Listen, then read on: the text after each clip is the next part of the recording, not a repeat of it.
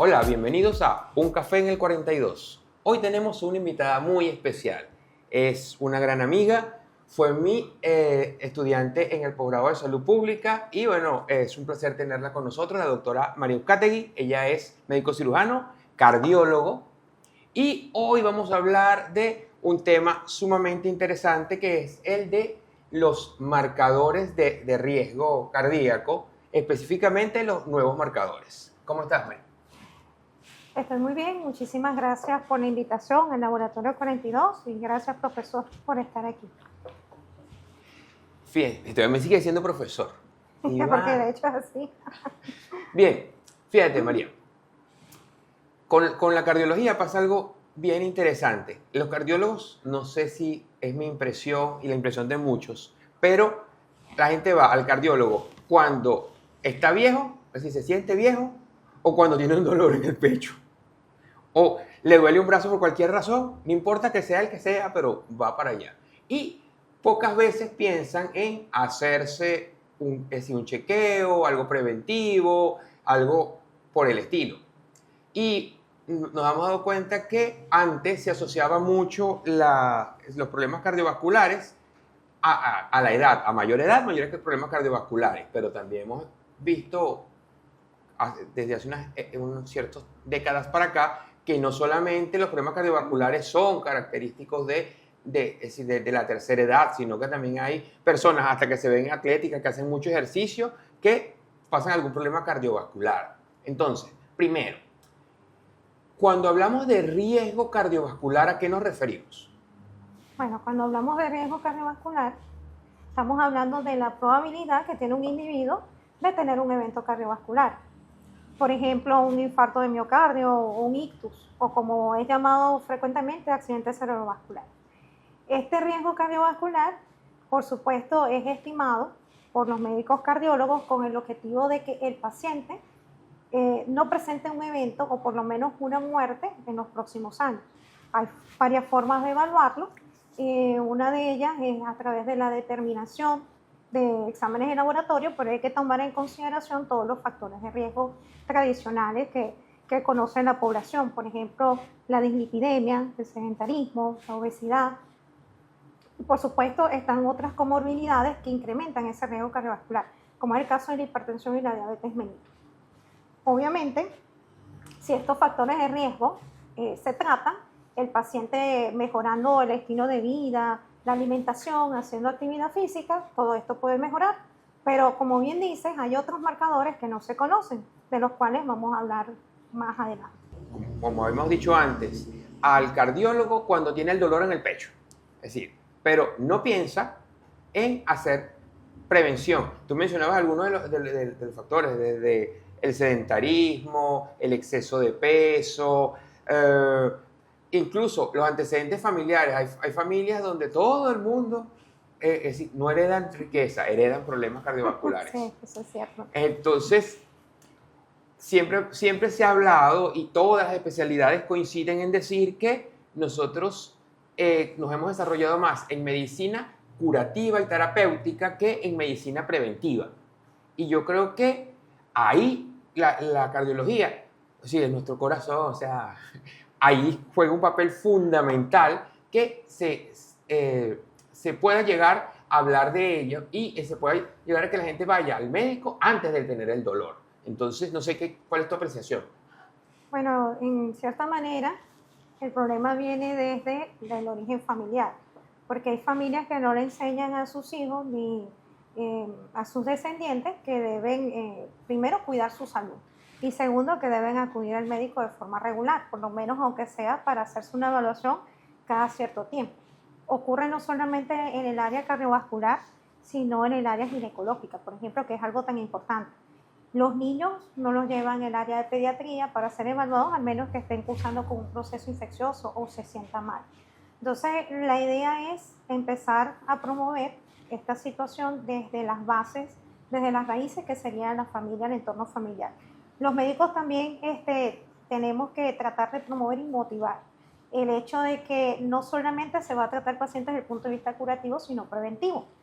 Porque una vez que se desarrolla la enfermedad, el paciente pasa a ser un paciente de muy alto riesgo cardiovascular. Es decir, ya cuando un paciente tuvo un infarto o tuvo un ictus o cualquier evento de origen, por ejemplo, cardiovascular, el paciente es de muy alto riesgo para el resto de su vida. Entonces, allí ya entonces lo que vamos a plantear o hacer sería la prevención secundaria. La idea es iniciar con la prevención primaria lo más pronto posible.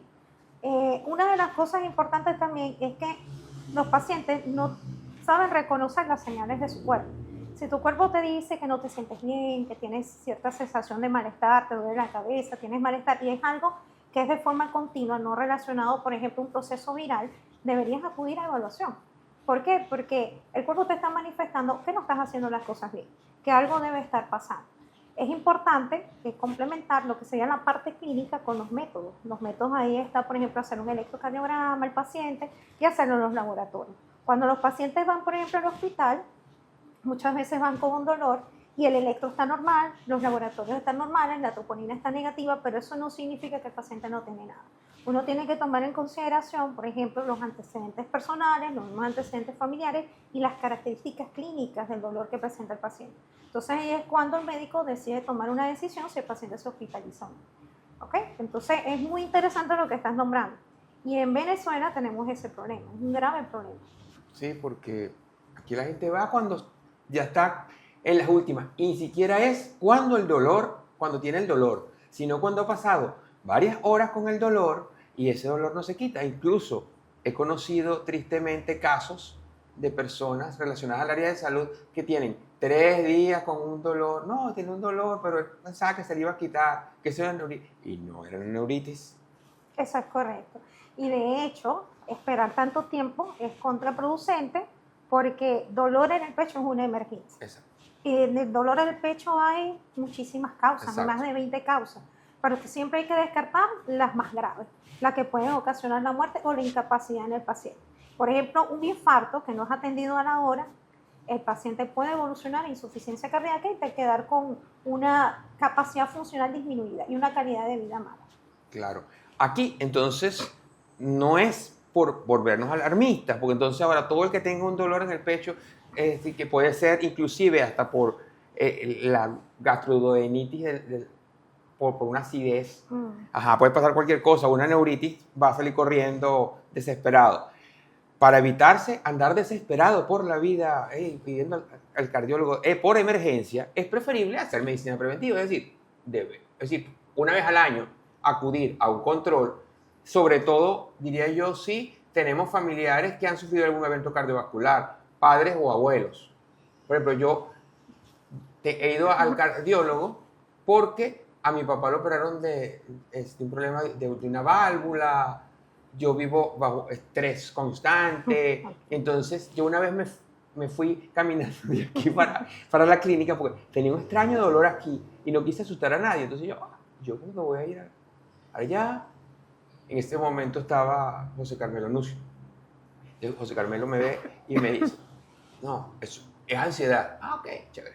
Pero muchas veces la gente piensa, no, este dolorcito es ansiedad. No es ansiedad, puede ser otra cosa. O puede ser que sea ansiedad y uno se asuste por otras razones. Por eso hay que hacer prevención. Y esa prevención se da siendo consciente de nuestra salud. Nosotros siempre hemos propuesto que la gente debe ser responsable de su salud. Eso es nuestro derecho, pero también es nuestra responsabilidad. Entonces, eso. Y aquí juega un papel importante esos marcadores de riesgo. Hablábamos un poco antes de los marcadores de riesgo que tenemos, ustedes tienen, los clínicos, los epidemiológicos, y también nosotros tenemos algunos biomarcadores que son importantes que tener en cuenta. Tradicionalmente tenemos el perfil lipídico con los índices de Castelli, que habría que ver si todavía tienen vigencia junto a los nuevos desarrollos, las nuevas tecnologías, los nuevos descubrimientos. Pero también sé que hay nuevos biomarcadores que predicen mucho mejor que simplemente el colesterol triglicérido, porque con el colesterol triglicérido tenemos un problema, así que la gente, me voy a hacer los exámenes la próxima semana. Por lo tanto, esta semana voy a hacer dieta extrema, me tomo todas las estatinas que no me tomé en toda la semana, me las tomo estos días, y cuando termine las estatinas voy. Y por supuesto, cuando viene, está relativamente normal. y no es la realidad de su vida. Entonces, siguen teniendo vigencia esos marcadores tradicionales. Siempre van a tener vigencia. La cuestión está en que hay que hacer una unión de todo el aspecto clínico y de laboratorio. Como bien dices, hay perfiles que son de rutina, como es el caso del perfil lipídico. Y allí, por supuesto, los índices están bien establecidos. El asunto está en que hay pacientes que van a la consulta porque se sienten mal, pero nunca van para evaluar un riesgo. Es por eso que todos esos pacientes que van y, por ejemplo, no tienen una enfermedad como tal establecida, una enfermedad aterosclerótica establecida, hay que evaluar y calcularle los riesgos. En Venezuela, por ejemplo, se utilizan varias escalas de riesgo, score de riesgo. Una de las más recomendadas es la HER, que es una calculadora de riesgo que está recomendada por la Organización Mundial de la Salud conjuntamente con la OPS y que es muy fácil y sencilla de descargar como aplicación. Y ella lo que incluye es, por ejemplo, la edad, el sexo, si el paciente tiene colesterol elevado, en este caso toman en cuenta el colesterol total, y toman otros factores que si la presión arterial, entre otros. Hay unos que son más recientes, no es que este no lo sea, sino que es como muchísimo más completo, que se llama PREVEN. Ese PREVEN está siendo sugerido por la Sociedad Americana de Cardiología. Y este es más completo porque te va a incluir todos esos factores que te comenté, pero también va a evaluar, por ejemplo, la tasa de filtración glomerular, la hemoglobina glicosilada, la relación albúmina-creatinina, incluso te incluye la parte social del paciente si en tal caso tiene el número de razón social. Te incluye todos esos factores y te estima el riesgo cardiovascular. Eso lo tiene que hacer todo cardiólogo. Y por lo menos los médicos generales deberían concretar con un paciente para ver cuándo el paciente tiene que ser evaluado por cardiología. ¿Por qué? Porque son pacientes que de repente están asintomáticos y ameritan que se le evalúe el riesgo cardiovascular. Hay otras escalas que se utilizan a nivel mundial, como por ejemplo los SCORE, que se utilizan en Europa. Y hay muchísimos más, empezamos desde el Framingham hace muchísimos años. El asunto es que todo eso lo que quiere es identificar a aquellos pacientes que están en riesgo para poder realizar intervenciones precisas y evitar que hagan una enfermedad cardiovascular. O sea, que hagan ya un evento cardiovascular. Ah, ok. Fíjense que todo tiene que ver con prevención, porque a mí no es que me dé risa, pero es que me da indignación. Entonces me río para no indignarme. Cuando llega un paciente con troponina, enzimas cardíacas, todo está alterado. No, pues tiene un infarto agudo de miocardio, está en la unidad. ¿Y qué le mandan de colesterol y triglicéridos? No, porque el paciente no sabe cómo tiene sus lípidos. Yo, ok, a estas alturas de la vida la gente no sabe manejarlo, pero bueno, eso pasa y es parte de la cultura.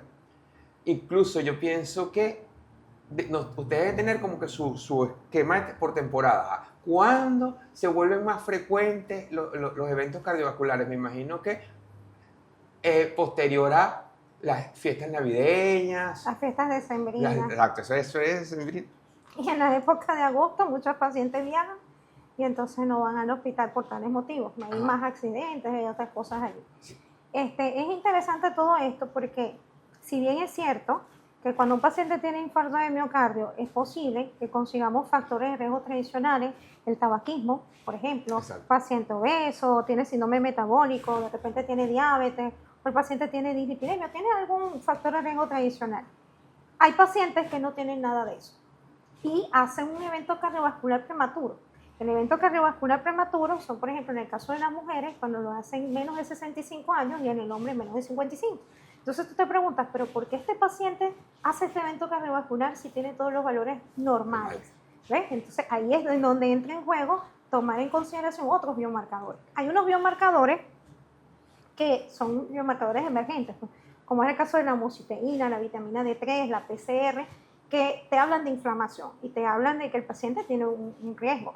Pero hay otros que, por ejemplo, se pueden determinar y que no solamente se determinan porque nosotros queremos, sino que hay una sugerencia a nivel mundial de organizaciones de salud que te dicen debes hacer la detección de estos valores por lo menos una vez en la vida.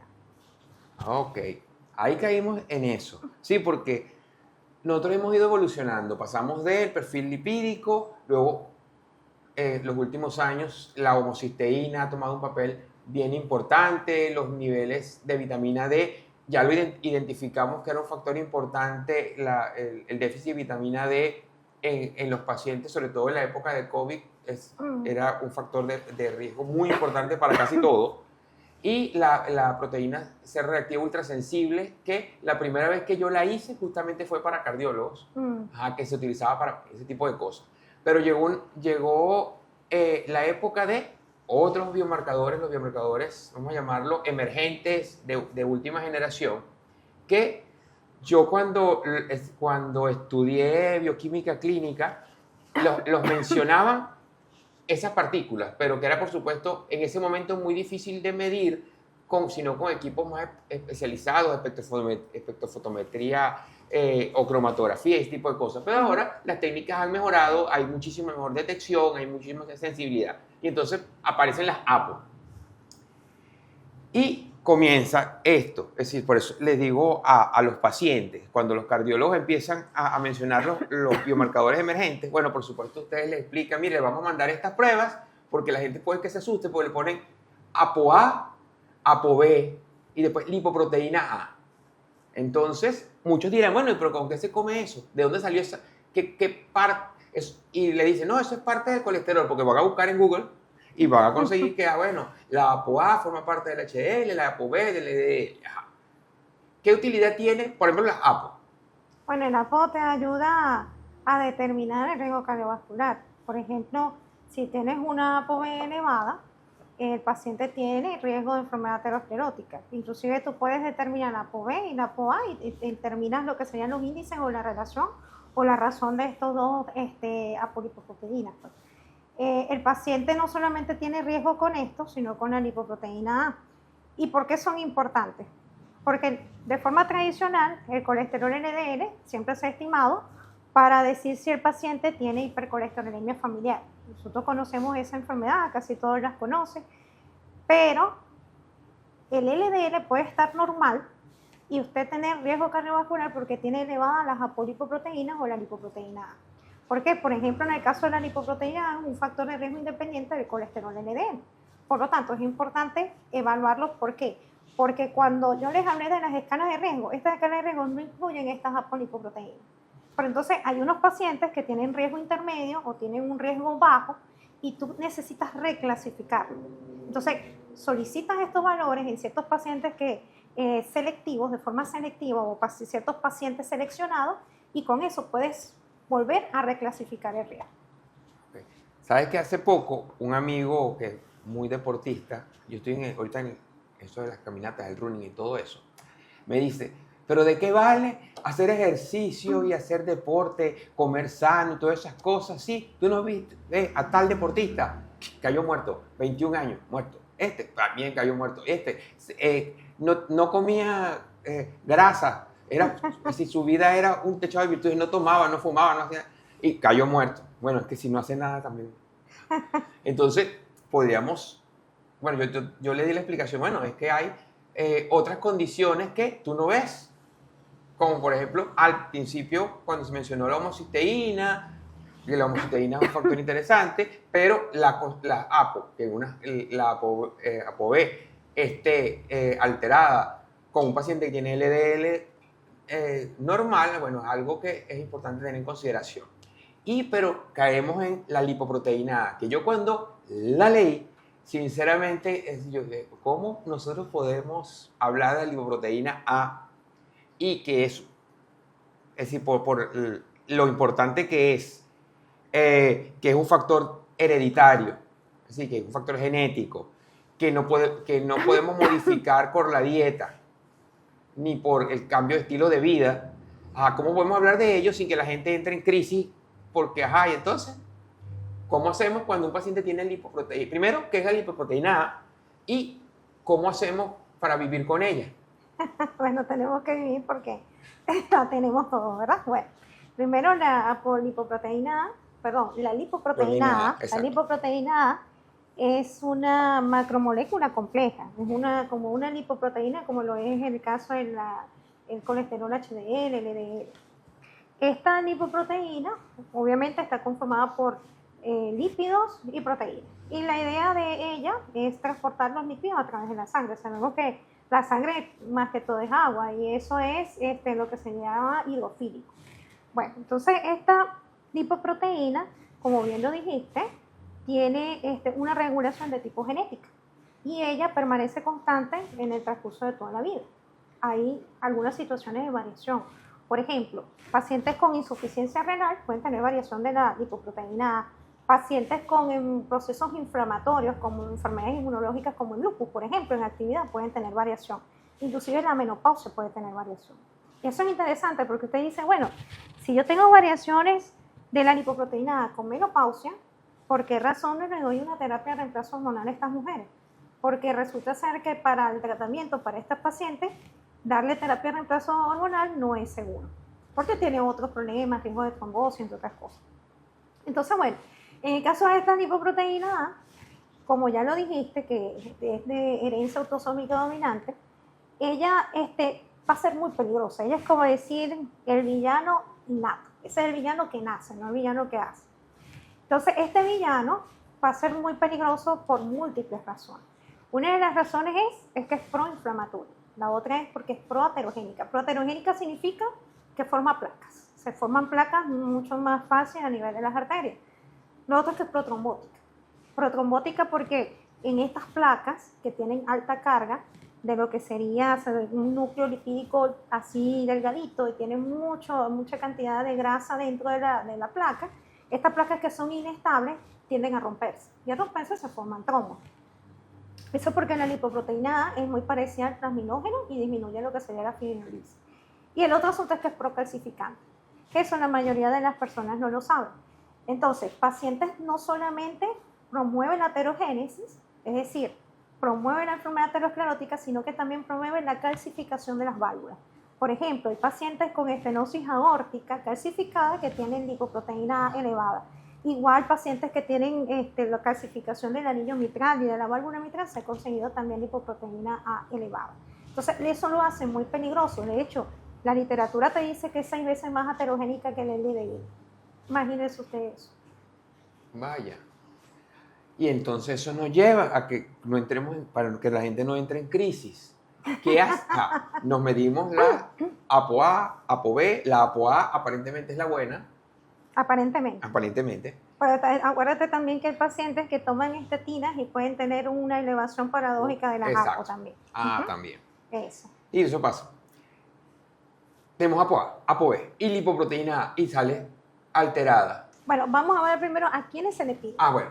Sí, porque es interesante, porque tú dices, bueno, pero a todos los pacientes le vamos a estar pidiendo esas determinaciones. Bueno, eso depende de las directrices. Por ejemplo, está la Sociedad Europea de Cardiología y la Sociedad Europea de Aterosclerosis.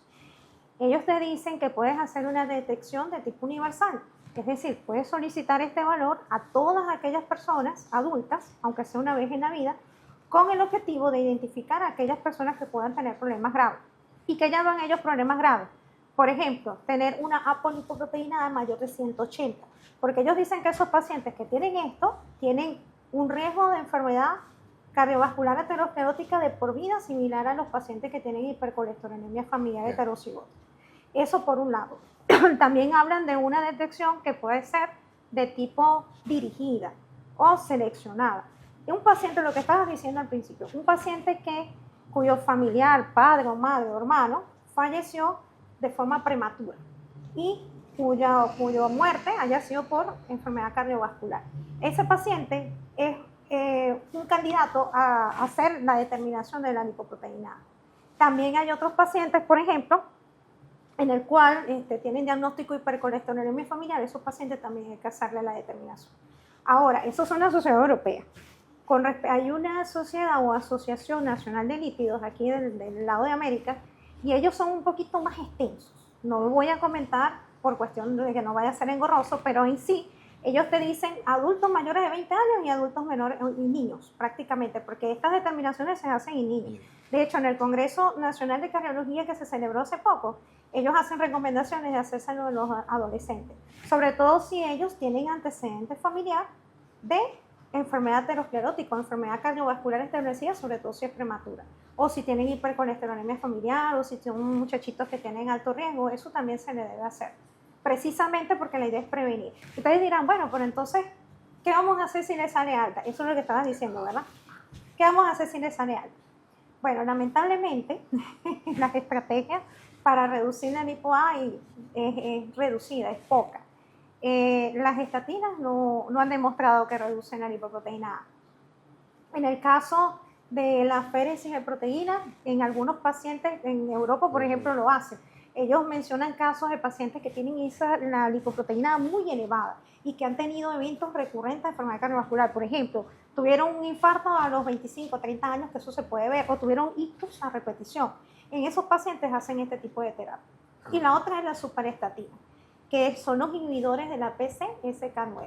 Eso también ha reducido, pero no reduce más del 50%, reduce un 20, 40%. Entonces, el asunto está en que, vamos bien, tenemos ese problema. Pero tienes otro montón de factores de riesgo alrededor.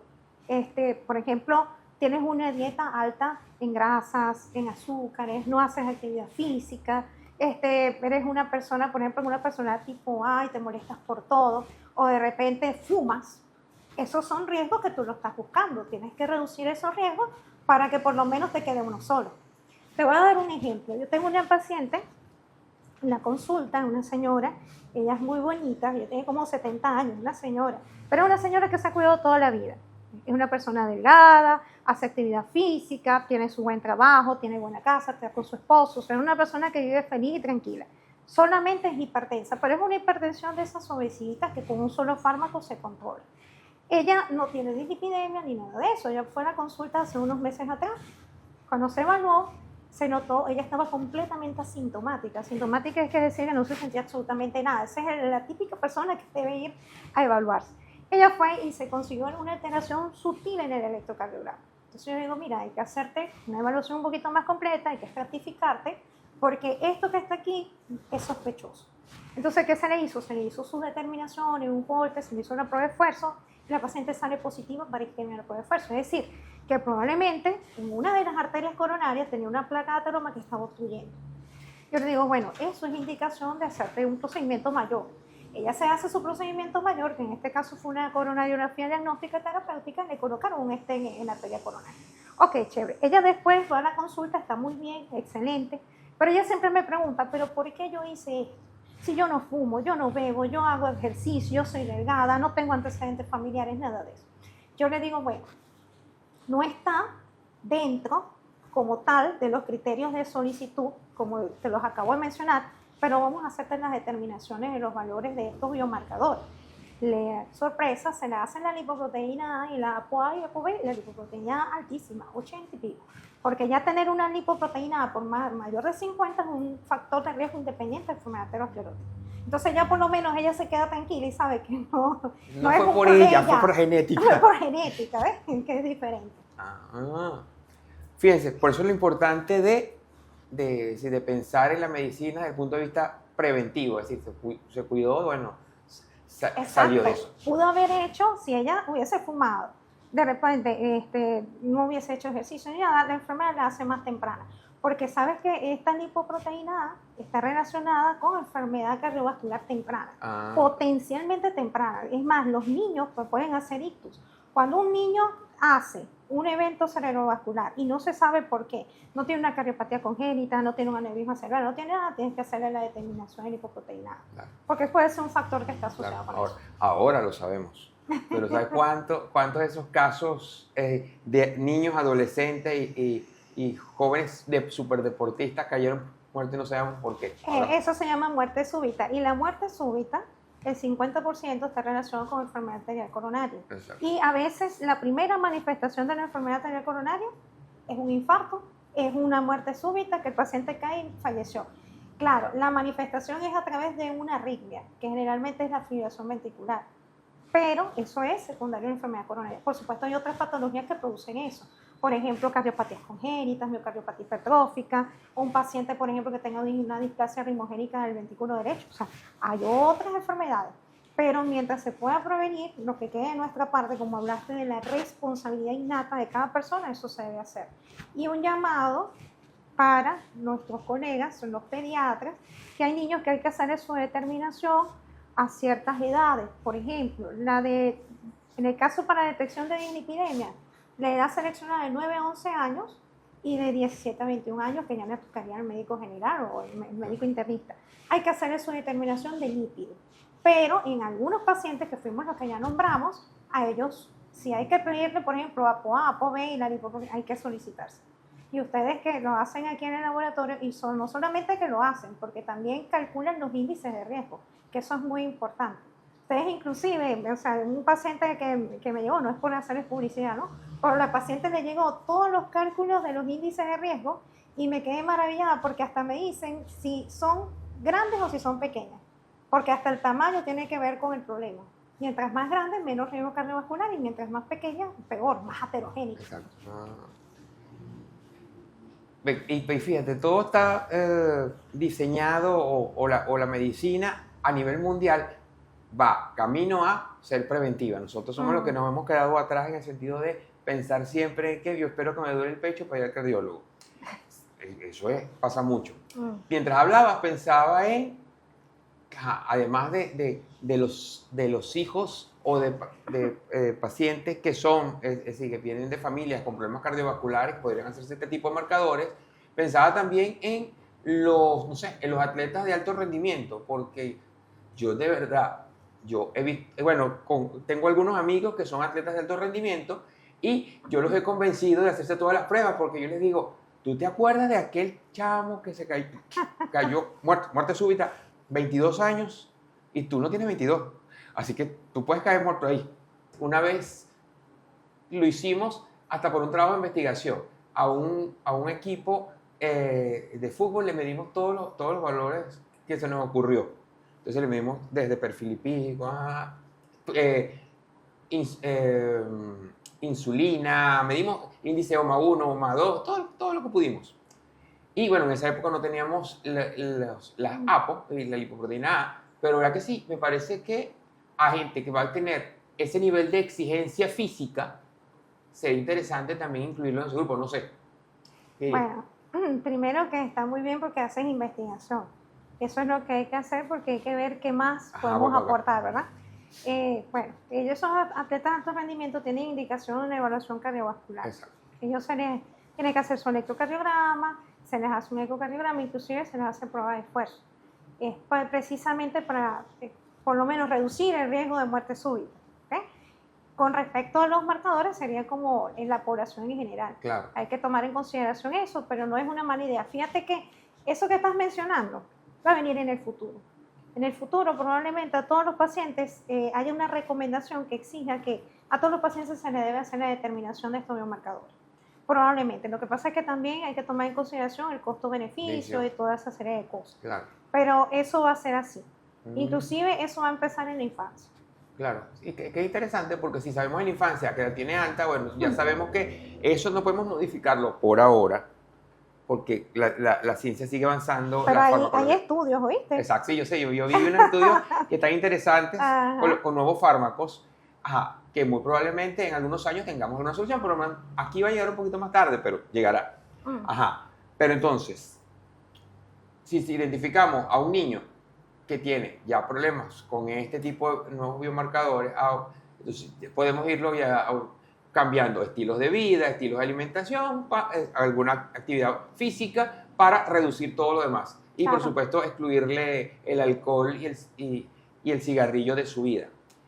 Otra cosa disculpa que te interrumpa, y precisamente es eso, porque la gente dirá, bueno, pero es que no vamos a ser felices, tenemos que fumar, beber, hacer todo eso, no. La idea es ser felices, pero sentirse bien. Exacto. En un estado de salud que te permita realizar tus cosas, ¿ves? En ese sentido. No estar postrado en una cama, con incapacidad, tener que depender de los demás para hacer las cosas. Entonces, por eso es que lo que estás diciendo es de verdad muy bueno, es la realidad. Es que hay que ser, es decir, vivir mucho tiempo lo más sano posible. Claro, y tienes que pensar en tu cuerpo como tu templo. Exacto. Sí, obviamente, por supuesto, algunos fallamos y tenemos algunas situaciones de salud, por supuesto, porque todos somos seres humanos y los seres humanos nos enfermamos. Y algunas cosas son inevitables, pero mientras uno pueda hacer el esfuerzo por mejorar, hay que hacerlo. Claro, por supuesto. Había algo que me hizo mucho ruido. Probablemente aquí en Latinoamérica eso no signifique mucho, pero en otros países sí. Es la lipoproteína A y la raza, porque aparentemente hay ciertos indicadores que establecen que los niveles más altos de lipoproteína A se encuentran en afroamericanos, son más bajos en los europeos caucásicos, en los asiáticos, pero como nosotros somos una mezcla, yo siempre he pensado que esa mezcla ha sido para bien, porque, es decir, mejoraron muchas cosas. Es decir, lo malo de los caucásicos se contrarrestó con los africanos. Entonces, y con los aborígenes cuadraron perfecto. Sin embargo, estaba leyendo los estudios del Zulia, que creo que son los que más estudios han hecho sobre este tipo de biomarcadores, que habían encontrado en población, tanto en Maracaibo como en poblaciones más hacia La Guajira, habían encontrado niveles bastante altos.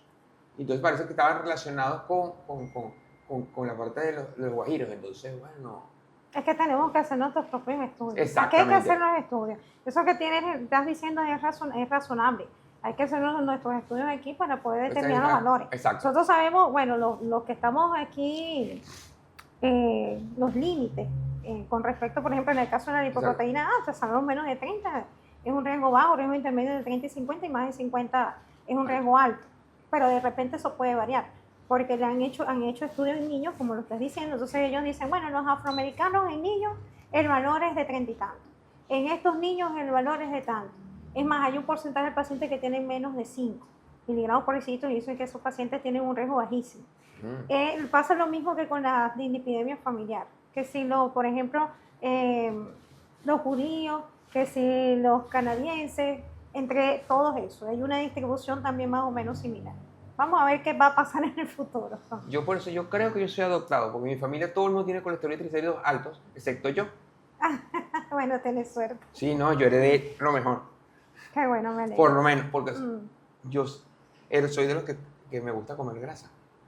Bueno. Pero la grasa no es mala, solo que debe ser grasa saludable. Exacto. Aguacate, aceite de oliva, lo que viene de las nueces. Todo está bien, Ajá.